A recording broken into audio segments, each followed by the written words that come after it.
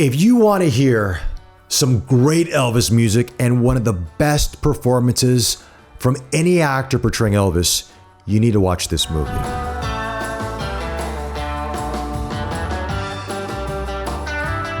If you're going into this looking for a very deep biopic, something that of the likes of James Mangold, or that we saw from Bryan Singer on Bohemian Rhapsody, or even Oliver Stone when he did The Doors, or about Jim Morrison, you may be wanting a bit more out of this film. What's up, guys? I'm Bobby, and I am back talking about Elvis, the 2022 biopic directed by Bas Luhrmann, starring Austin Butler as the king of rock and roll, Elvis Presley, and Tom Hanks as Colonel Tom Parker. And this film runs about 2.5 hours thereabouts. I mean, there's already been some reviews out there online, but I needed to talk about this film, man. I grew up in Las Vegas.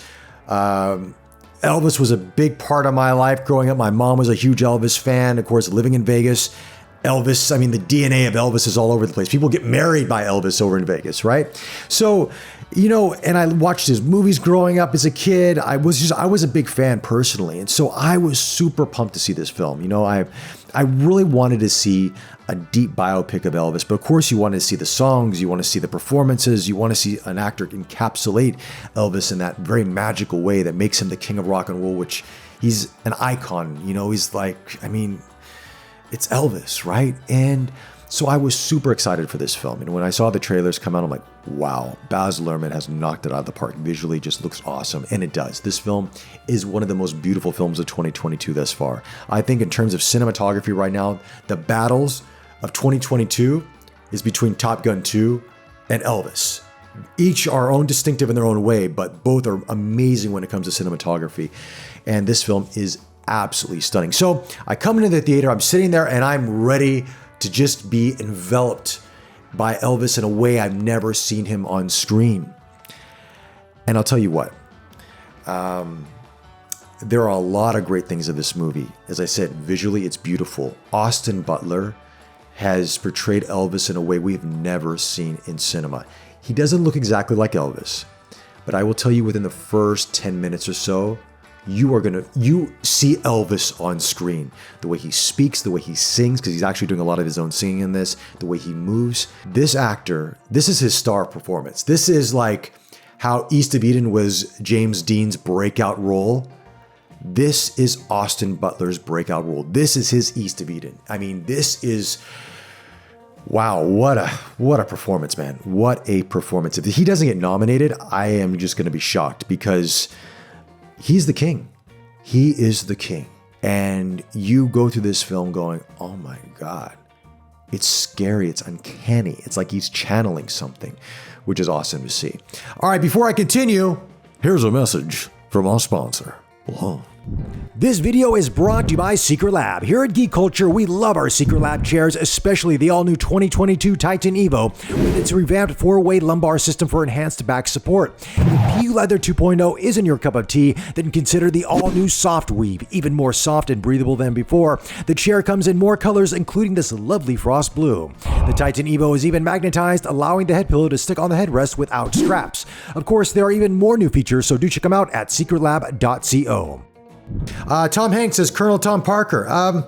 It's like he's playing a caricature of this guy. It's a little bit odd, and I know there's been some talk about his performance in it, but yeah, he's a little bit over the top at times. The accent, some of the performance, and I love Tom Hanks. He's one of the best actors of our generation, but I felt like he could have dialed it down a bit, but I think maybe this was part of Bas Luhrmann's, how he saw the film as being a little bit larger than life and creating this larger than life persona. But anyway, getting back to it, I sat down and I got into this, and this movie moves at a blistering pace. It just goes right off the bat. You don't even see, you get, flashbacks of Elvis as a kid. You kind of get this comic book. They use this montage comic book style because he was a big fan of superheroes. Describe how Elvis grew up. He grew up in this black neighborhood and with his mom and everything else. His dad went to jail and he grew up kind of a hard, had some hardships in his life, but that was his influence, of course, was black music and the African Americans that he was living around and all that stuff. So that was a big part of him. And of course, he's from Memphis, Tennessee, which is the South. So bam, this is his DNA. But you go right into Elvis from his first big hit. You go right into him becoming a star, and you go right along the way. And I feel that there was so much about Elvis in the early years that a lot of us don't know. And it would have been great to actually dive deeper into that, to find out how Elvis kind of created this persona for himself. It wasn't just Tom Parker that was doing this, or Sam Phillips. It was from Sun Records. It was also Elvis. Like, what was in his mind? How did he create this persona, and make it such a thing? And I'll tell you, we didn't really get into that much. I mean, it's beautiful. The performances are great. The music's fantastic, but it just kind of goes hyperspace all the way through his early days. And you miss out on some integral moments that I, as a fan of Elvis, I wanted to see on film. I wanted to see those moments portrayed.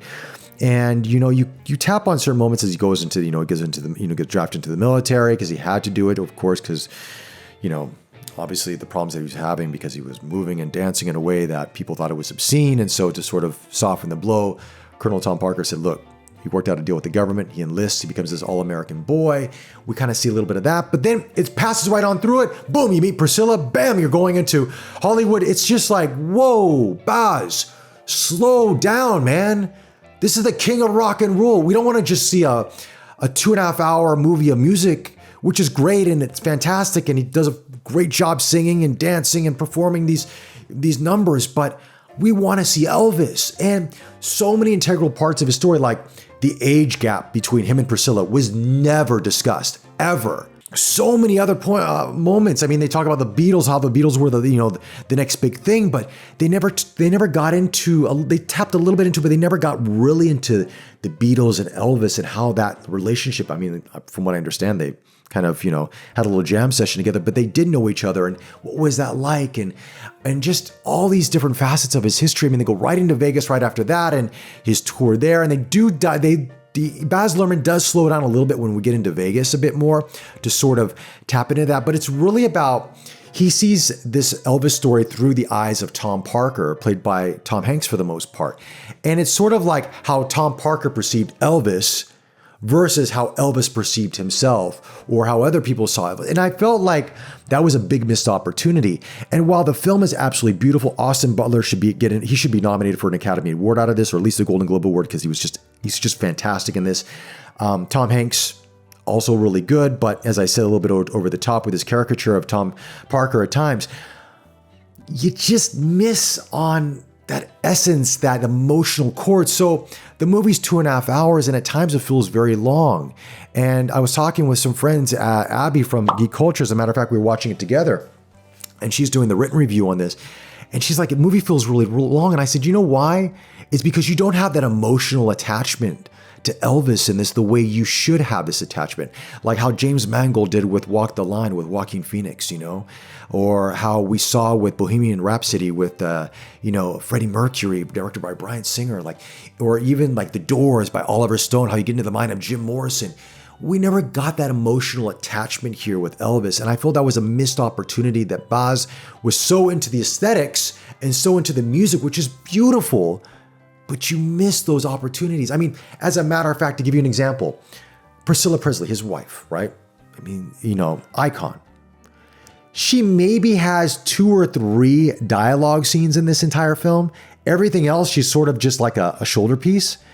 And I'm like, okay. I mean, I guess we're seeing Elvis through the eyes of Tom Parker here, but wouldn't we want to know more about their marriage, about their relationship, about, the trials and tribulations? I mean, we get a little bit of that, of course, obviously because they get separated and, she can't deal with the drugs and the alcohol and all that kind of stuff. But, what is it? What is it with Elvis? What is doing this? And I think that we're missing those kind of things. And I think that's the unfortunate part of this movie. It is so beautiful. I love how Bas Luhrmann crafted the story in a lot of ways, but he just sped through so many poignant moments of Elvis's life that by the end of it, you're like, it kind of feels like a 2.5 hour music montage of the best hits of Elvis. Like, you don't even get Jailhouse Rock for that matter. You don't even get that iconic setting, with the stage in the background and the white and black. You don't even get that in the movie. You don't even get Jailhouse Rock. The hell? Anyway, sorry. I mean, look, to be frank with you, to do a movie like this, it would have to be 3 hours or longer, right? But you know what? I wouldn't mind watching that kind of movie. We've already seen long movies already for the past, over the past 6 months with Batman and Spider-Man and all these things. But Elvis deserves that. Elvis needs that. And told the right way, the audience would be crying at the end of this movie. Their heart would break for this man who lost himself. And at the end of it, you just go, okay. And that's not what I wanted to feel from this movie. So do I recommend you seeing it? Yes. The music, you Elvis fans are going to absolutely love it. Austin Butler is phenomenal, as I mentioned repeatedly in this video. Tom Hanks is okay in this. But if you're looking for that emotional core, that gravitas, as an Elvis fan, if you're in the older generation and you're wanting that, you're going to miss out. But for the new generation that wants to learn about the king of rock and roll, you know what? Welcome to Elvis. Anyway, those are my thoughts on the movie. Let me know your thoughts in the comments section below. Like always, follow us on Facebook, subscribe to us on YouTube. Like this video, helps us out a lot. Take care, stay safe, and I'll chat to you soon.